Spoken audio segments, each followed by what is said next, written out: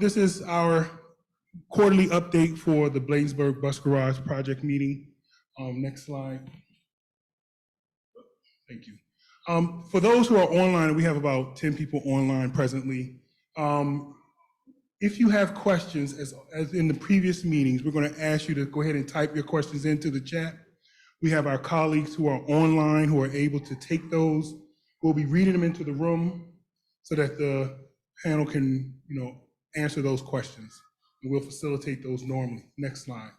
For those in the room, we have 3x5 cards available if you want to. Oh, and you can raise your hand feature once we get to the Q&A part, and we can allow you to actually ask your question into the room. Next slide.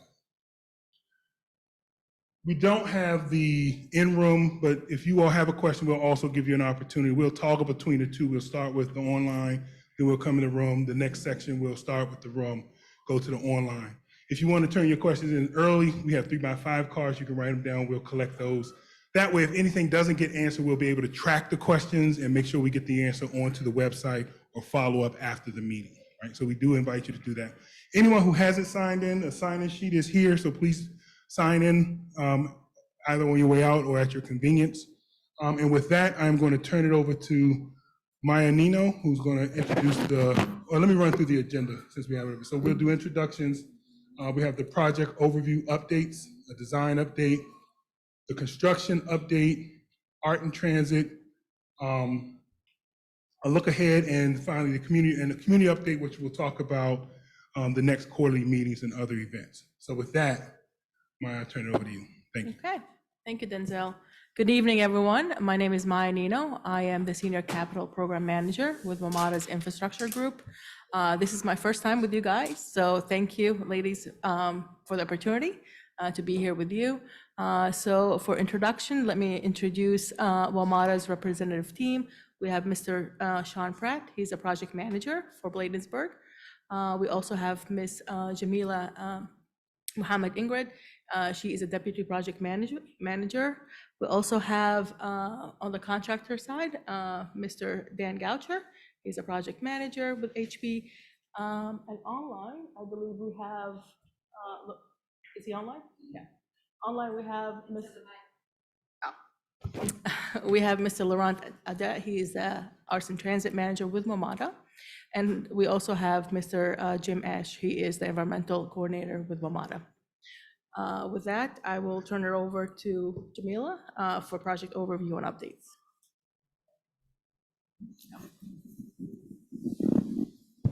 Thank you. Good evening to everyone who's in person, as well as I love to greet the folks online too. This is the first in-person meeting, so I'm glad to be here. I'm Jamila, and I'll get started with a project overview and updates. Next slide, please. So at our last meeting, we did discuss design, construction, art and transit, and comprehensive site assessment updates. If you check the project update section of the website, you will find a recording as well as the presentation slides and other frequently asked questions. Next slide, please. So I'll give you an overview of the project in general. The project will consist of a new maintenance facility, parking for 300 buses, as well as a parking garage for 560 employees. It's going to be constructed in 3 phases. So the first phase is shown in blue on the screen, and that will take place from July 2021 to August 2024. And during that time, we will reconstruct the new maintenance facility. In the second phase, which is shown in green on the screen, we'll focus on building the new parking garage, and that will take place from August 2024 to March 2026. We will also complete some remaining bus parking at that time. And then in the third phase, which is shown in orange on the screen, which will take place from March 2026 to December 2026, we will complete the remaining of the bus parking at that time. Next slide, please. So I always like to remind folks of our best practices for cleanliness and noise control at the construction site. And this consists of required daily work area cleanup, stationed waste receptacles throughout the site. We prevent items from flying around by tying them down during inclement weather. We also have DOEE-approved water runoff controls. In addition to that, we wash muddy construction vehicle wheels to prevent the mud from being tracked into the streets. And just in case, we have access to an on-site street sweeper that can assist with this issue. We also have weekly trash pickup. Now, in terms of noise control, we limit the hours of work from 7 a.m. to 7 p.m. and also oversized load deliveries from the time of 9:30 a.m. to 3 p.m. Next slide, please. So in regards to construction traffic flow, you'll notice that the site is bound by Bladensburg Road Northeast, the 25th Place Northeast, railroad tracks, as well as 28th Street and Douglas Street Northeast at the bottom of the map. Gate 1 serves as our primary construction entrance, and that's located along 25th Place Northeast. Our secondary entrance is located along Bladensburg Road Northeast, and we do anticipate using this gate more so this spring. In addition to construction traffic flow, I want to talk about contractor personal vehicle parking. In order to prevent parking congestion in the neighborhood, we have 2 areas designated for this at this time, and that includes 21, 22, 24th Place Northeast, as well as the properties on 28th Street Northeast for that purpose. Next slide, please. So here's a snapshot of our permitting status for various agencies, and I'll run through them. For the Federal Transit Administration, we have a categorical exclusion, which has been in place since the summer of 2020. For the District Department of Transportation, we've received approval for the project at a recent Public Space Committee hearing in August 2022. For the District of Columbia Historic Preservation Office, we have a programmatic agreement that's in place since the winter of 2020. And for the District of Columbia Department of Energy and Environment, our site was cleared for demolition in the fall of 2021. And we also have stormwater management drawings, which were approved this past winter. DC Water, Pepco, Washington Gas, we continue to coordinate regarding the utilities on the site at this time. And also for DCRA, our building foundation permit has been issued, and hot off the press today, we received the building permit for the entire structure. Next slide, please. So at this time, we want to see if there are any questions. We're going to start in the room and then we'll go online. Hello, thank you. There we go. Hello, thank you for being here. I'm Commissioner Delliman, 5C05. I just had 2 questions for you. I know you talked about hours that you're limiting heavy trucks from coming into the facility. Are you limiting the hours where you do heavy construction, like when you're piling stuff into the ground, things like that, so the noise is not coming over into the neighborhood late at night around 5 or 6 p.m., or is there a conversation around doing something to that effect? I'm going to pass that to Dan, our construction manager. As far as the sound, yeah, I guess our noise ordinance is between, I think we end the day around 4:30. And I think that adheres, and for noise from pile driving, I think pile driving is kind of excluded from the noise ordinance. I believe that's part of the DC regs. And we don't anticipate any pile driving anytime soon. We kind of finished up that already, so. Okay, and then the second part of my question is, so I saw that you had designated parking areas for the people at the construction site. How are you all monitoring that so they're not parking in neighborhoods? Like if there's an overflow where they're parking on Bladensburg Road or parking into the neighborhood at some point, are you all making sure that your that the people know that they're supposed to park in these designated areas and not parking along that corridor? We do have a point person in place that's there to help direct traffic and to let the contractors know exactly where they're supposed to park. Dan, anything you want to add to that? No, I mean, we have several like kickoff meetings with every contractor before they start. And we actually pull up this drawing that shows where the parking is. And we say, here's your designated spot to go park. So like I said, and then we monitor from there. Thank you. Commissioner Harry Thomas, 5C06.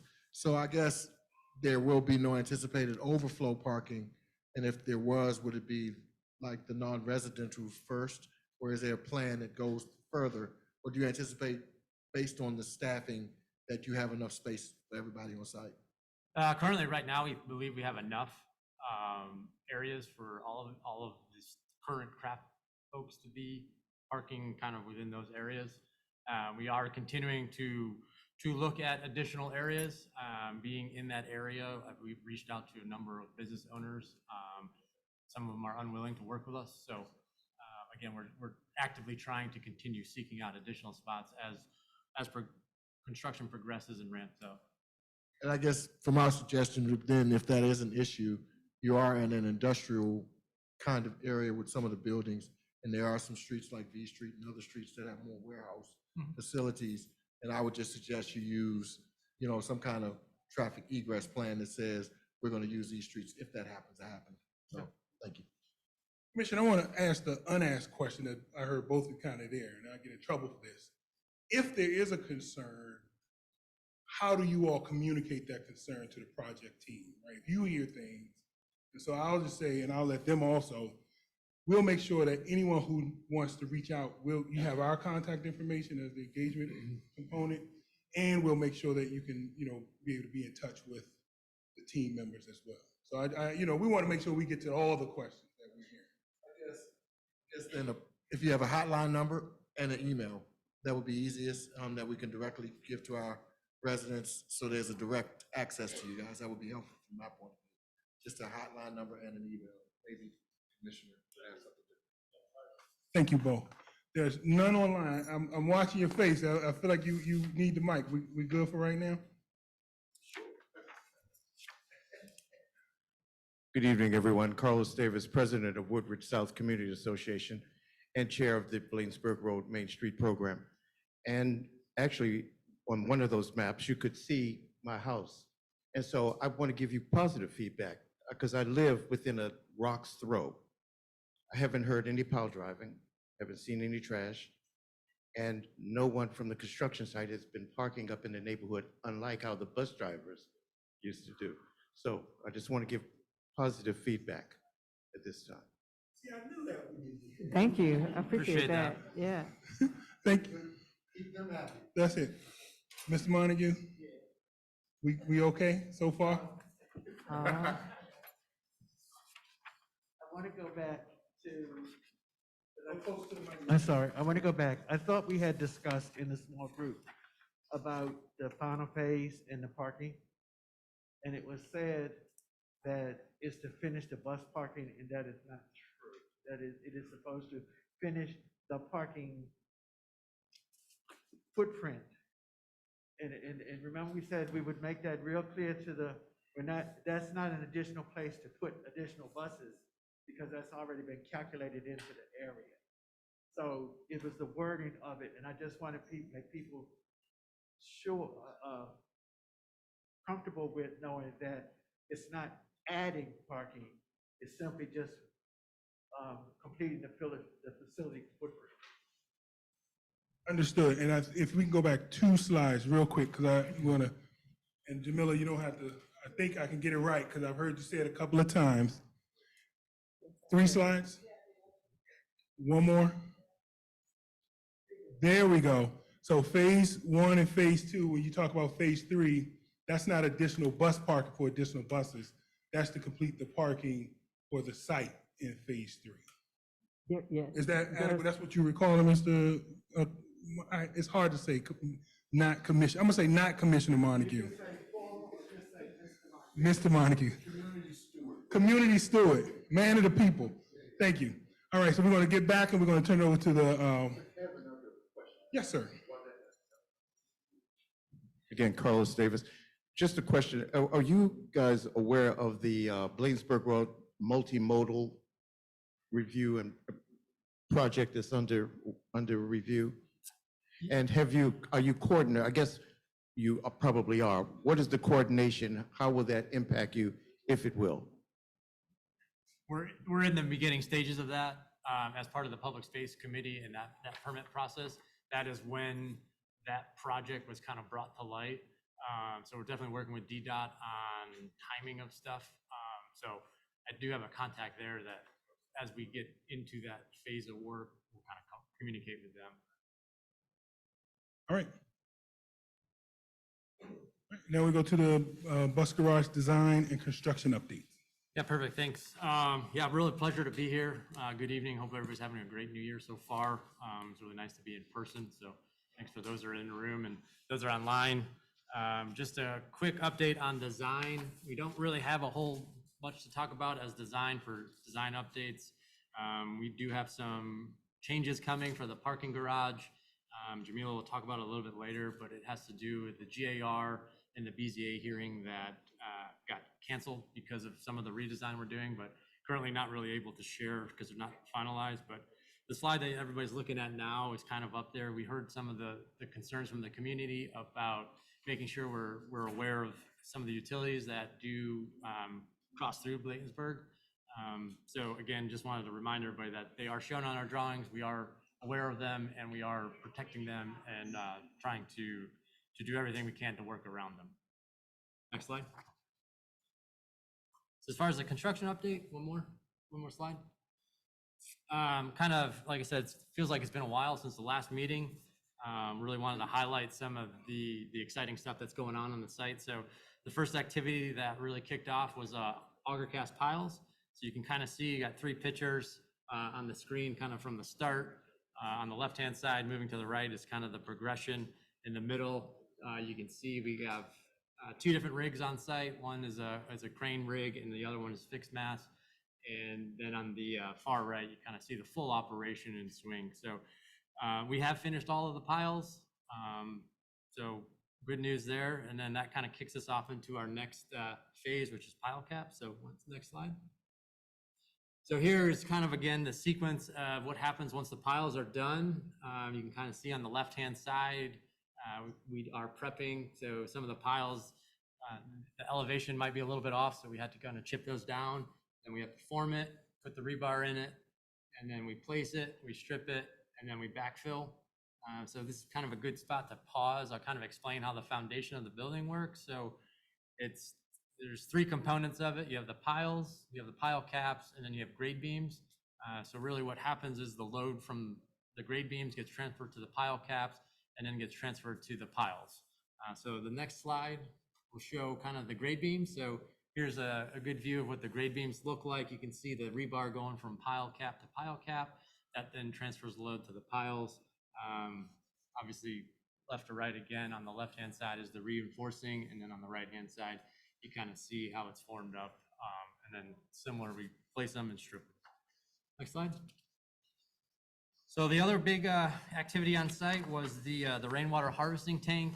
And don't let the name, I guess confuse you or set fear. It's not necessarily a tank to hold any sort of fuels or contaminated soils. It's more just to hold water. So really the site right now is divided in half. So half of the site goes to a similar tank that's not built.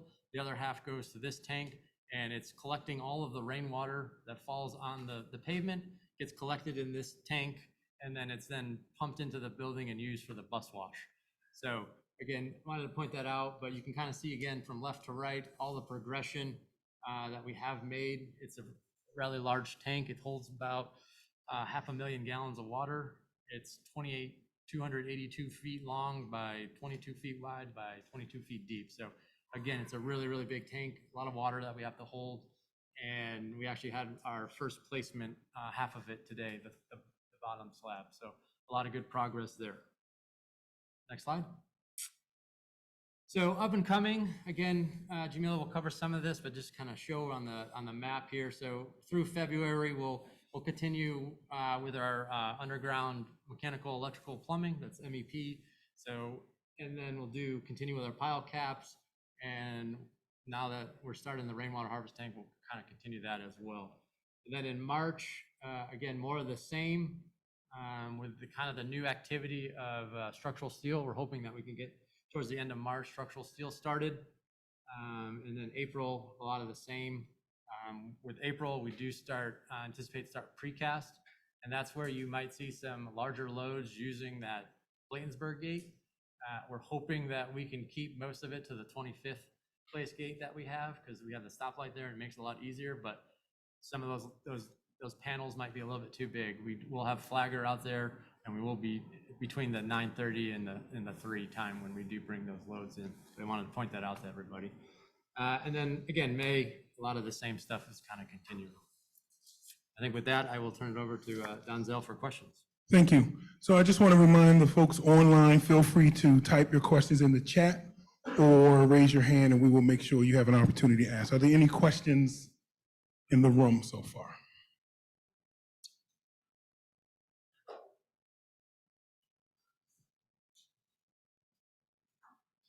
Hi, there was a recent incident where a truck was delivering a large concrete something other and it shifted and crushed a car right at Bladensburg and Queens Chapel Road. I don't know if it involved you or nobody could figure out where this truck was going and why it happened because for the type of thing. So the concern would be to make sure that when you're getting these large panels delivered or large beams or whatever, if they're not poured in place, to make sure that the aware and the unaware traffic doesn't inadvertently cause injury to others. So Dan, can you speak to what the process is for construction routes and So I know with the precast panels, they come out of Pittsburgh, or not Pittsburgh, they come out of Petersburg. So they'll come up. And then some of them, if they're, depending on the size of the load, they might be considered an oversized load. And with that, then comes a police escort. So they will have to literally escort them to the site. They pull on the site. But again, the goal, we have 166 panels on site, and they're projecting right now between 15 to 20 panels a day. So what the plan is we'll have to load, we'll always have enough panels for that day. And then later in the day, the rest of the panels come in. As far as strapping it down, I don't have a great answer. I know they will be strapped down. I don't know what happened to that incident, but I do know that, the panels will have to be strapped down, typical transit style with chains and straps. And they won't be unstrapped until they're on the job site. thank you. Any other questions for that section? All right, with that, we'll go to the comprehensive site assessment. Thank you, Donzel. Next slide, please. Okay, last time we met in the third quarter, we were well underway of mitigating the contaminated ground. We had excavated and taken samples and were starting backfill with clean material. We completed the comprehensive site assessment and the corrective action plan, submitted that the report to DOEE. During October, November, there was a few questions back and forth between DOE, and then in December, we received confirmation from DOE that the site had been mitigated and no further action was required at that time. So as of now, the area that we're working in is clean, been confirmed as clean, and we're good to go. Any questions on this?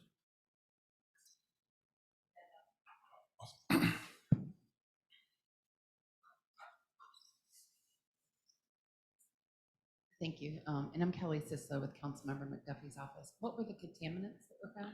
I mean, there's rubble and ash, but the main issue was hydrocarbons, fuel, and it seemed to be the remnants of the, not caused by the actual WMATA facility that was there, but the industrial buildings pre-1962 had a lot of derelict oil tanks, pipes that when that facility had been demolished, had just been kind of spread around the site and then backfilled. And then the new, the WMATA facility that was there between 62 and last year was built on top of it. So when we got through the first layers, it was kind of construction rubble, wood, bricks. And then when we got into the lower levels where the tanks and abandoned pipes were, that's where oil, fuel was And so that's present. all been abated? Yeah, so we had to take tests. DOE came out, witnessed the tests, get the levels, and then, put in a site assessment that dictated what levels we needed to get to. Then we excavated, disposed of the soil at a licensed facility. We dug down, far enough where there was no contaminants, retested, made a report, submitted that to DOE, and then DOE confirmed it would be mitigated and no further action. Thank you for that. Any additional questions? Okay, so with that, Is that report from DOE publicly available somewhere that we can take a look at, or is it? I don't know the answer to that, but we can definitely, it's something we've submitted to the DOE and we've got a response back in writing from them. So I can check with WMATA, and if that's available for provision, then certainly we provide that. right, but the DOEE owns the report, right? We provided it, submitted it to DOE, and then we got a letter back from DOE confirming closure. So, I'm not authorized to provide the report, but we can certainly check on WMATA side, and if that's something we can provide, then we will. That's exactly right. That's what I was getting at. It was a, Commissioners, you can ask for that for you, and we'll make that recommendation to the ANCC. Then we have a council process. That request is made, it should be issued. it is. I'm just really just hitting to where to go. Just 4 year from DOEE. All right, there you go. All right, so we're going to try to, Laurent, who is the art and transit person, is online, and we're going to try to get his report now. Laurent? Good evening, everybody. Can you hear me? Hello? On the tech side, we can. Okay. So, Donald, can you hear me? Yes. Okay. All right. Good evening, everybody. So I will give you a few updates regarding art in transit. Next slide, please. So the first is obviously about the temporary display. Two aspects to it. We had a little bit of an incident earlier in the month where some of the banners were ripped off. We made sure that this was addressed quickly, and we will keep an eye and make sure that we address any challenges regarding repair or replacement as needed to make sure that the banner looks good. And also, as you can see on the screen, we interviewed members of the community and employees about their thoughts regarding the banners. A little video was produced and released to the public. You can actually see it, and I believe for people who are online, the link is in the chat box. And we'll make sure if you can email us or reach out to us and make sure that if you don't have access to it, this will be provided to you. Next slide, please. And I wanted also to provide a bit of update regarding the permanent artwork. So right now we are still kind of a holding pattern. We'll make sure that when we get closer to the beginning of phase 2 of the project in 2024, which is when we're really going to go back and discuss this larger project, that we reach out to the community, and we want to make sure members of the community are involved, can participate in the development and selection of location of the permanent artwork at the site. That is all I have, and I'll get back to you, Donzel, to see if there's any question in the room or online. Any questions regarding the art and transit update?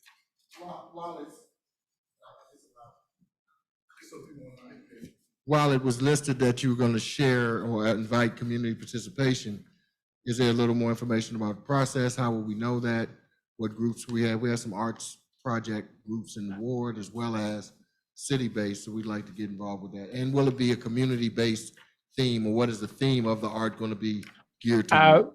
So that's you have a multi-pronged question, so I'll try to respond to all the parts of it. So yes, we will reach out through our team and our government relations department to make sure that we reach out to local organization, to make sure we get the voices of the community heard.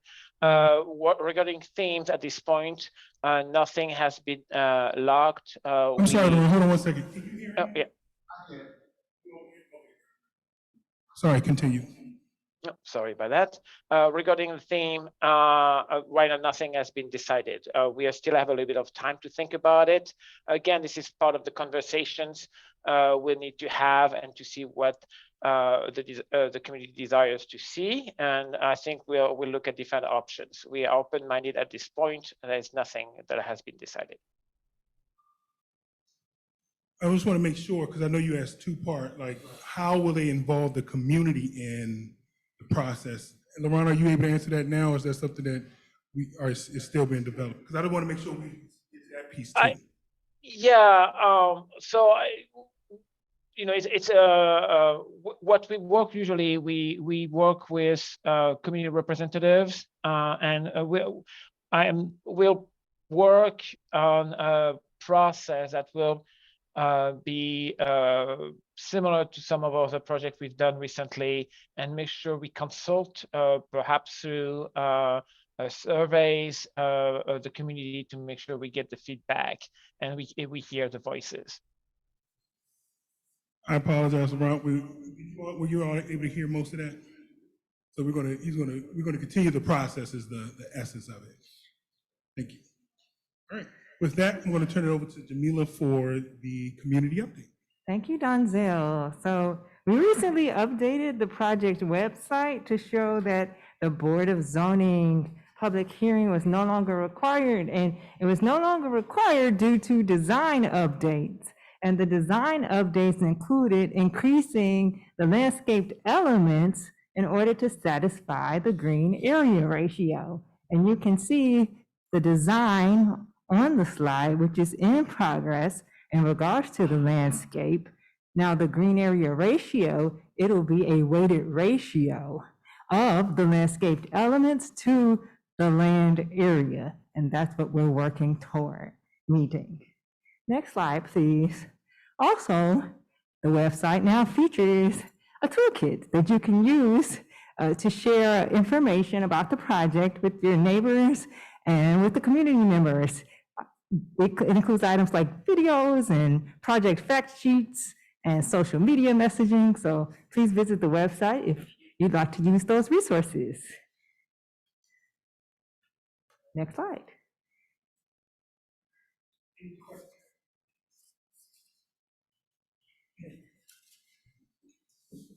Mr. Montague. Yes. Let's talk about the BZA and why I was following it and I didn't understand why the case was withdrawn. So did WMATA withdraw it? Did the BZA come back and say this is not necessary? It just, the message that I got was that, well, it's really not important because it was pulled back in and it is what it is. That's not a sufficient answer, in my opinion. Why, what normal circumstances would have placed you before the Board of Zoning Adjustment? What changed so that it was no longer had to go to BZA and then it's just a matter of green area ratio? So the public needs to know that. So to meet compliance, you need to achieve a 0.2 ratio. And the design we had in the middle of the year fell below 0.2. So we put an application into the BZA to get an exception. However, during the run-up, we kind of discussed it internally, and we thought that the better option was just to achieve compliance by changing the design. So we committed to achieving the 0.2. And that was so at that point, we weren't going to go and ask for, an exception. So we withdrew the petition. So the design will be compliant with the planning standards. Yeah, and because you commit to achieve compliance, then there's no need for a hearing and you're just in compliance. Any additional questions? Okay, So Jamila, I'm gonna turn it back over to you for the look ahead. Okay, sure. Thank you, Donzel. So next slide, please. In the month of February, we intend to install site utilities for mechanical, electrical, and plumbing. We'll do some fine grading for the building pad. We'll also install bus lift pit cans, which are essentially cassettes that house a system that are able to lift a bus. Also, we will form, reinforce, and place rainwater harvesting tanks, and we'll continue some pile cap and grade beam work for the foundations as well. In the month of March, we'll continue most of the activities from February. The difference is we will start structural steel erection, which will help set us up for April, where we will begin framing for the clear story and also steel decking for the building. Next slide, please. So from April 2023 on through the end of the project, you can see a schedule with milestones, and I'll highlight a few of those that are important. The new maintenance facility will be completed by the third quarter of 2024. That's the building that we're working on now. So for the fourth quarter of 2024, we intend to start demolition for the second phase, which involves the building of the new parking garage. We intend to finish building that new parking garage by the second quarter of 2026. And then by the end of the year, 2026, we anticipate completing the entire project. So I will pass it back to Maya for the next slide, please.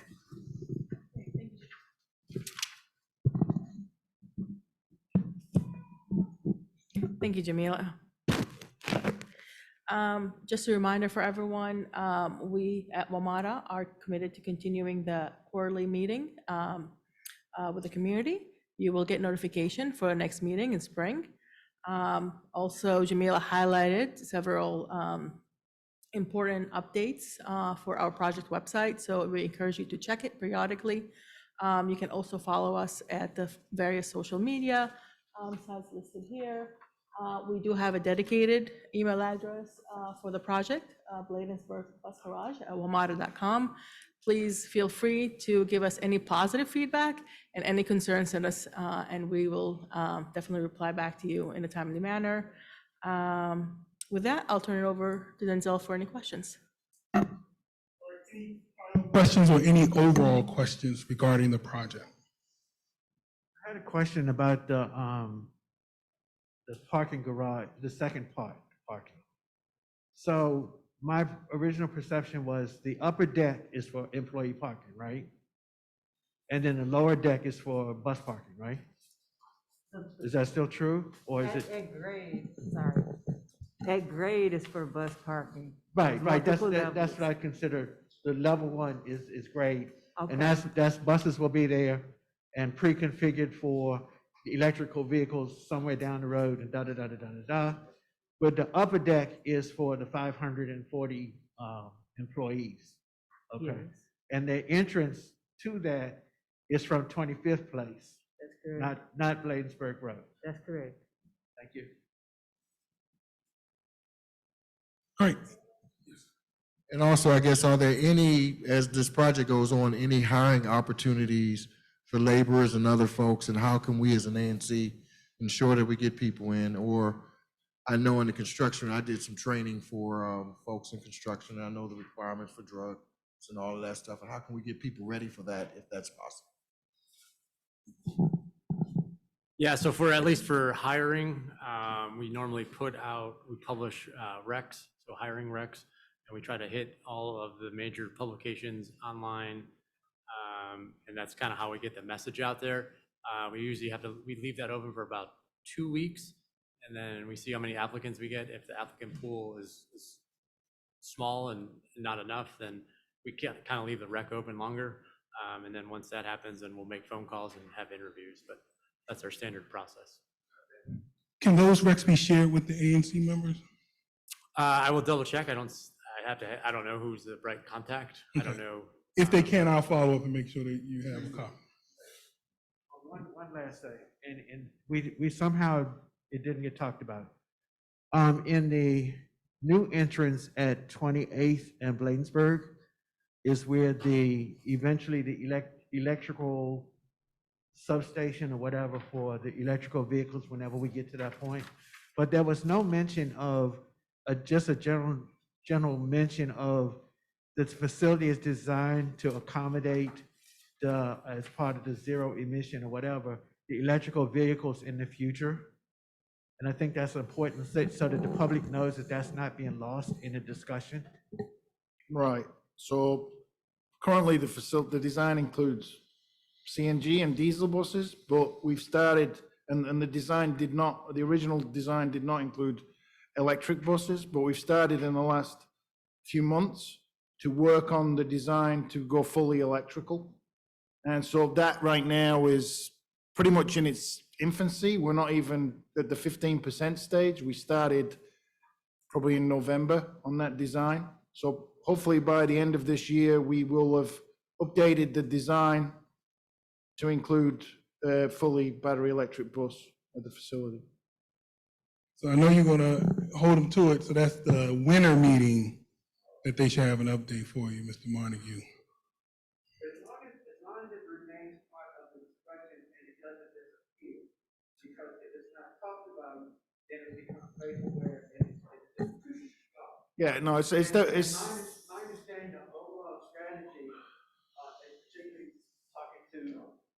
the overall strategy, particularly talking to General Manager Clark, is that the move towards zero emission and towards electrical vehicles, whatever manufacturer or whatever form they take at the time when we're ready, the facilities are supposed to be built out, prepared in anticipation of that occurring. It's not supposed to be an afterthought. Right, and that's absolutely correct. Like when the original design was published out on the street and bid, that wasn't the policy, but now WMATA's policy is, 100% zero emissions by 2043 or whenever it is. And this facility, by when we open, has got to incorporate battery electric buses. And what I think I hear you also saying, Mr. Montague, is let's include that in the update. Yes. Okay, all right. All right, so we did not get any questions online. If there are no other questions, there's an evaluation link in the chat. Everyone in the room should have received an evaluation form to fill out, if you don't mind. We have pens. And with that, that concludes our quarterly update. Thank you all so much. Thank you.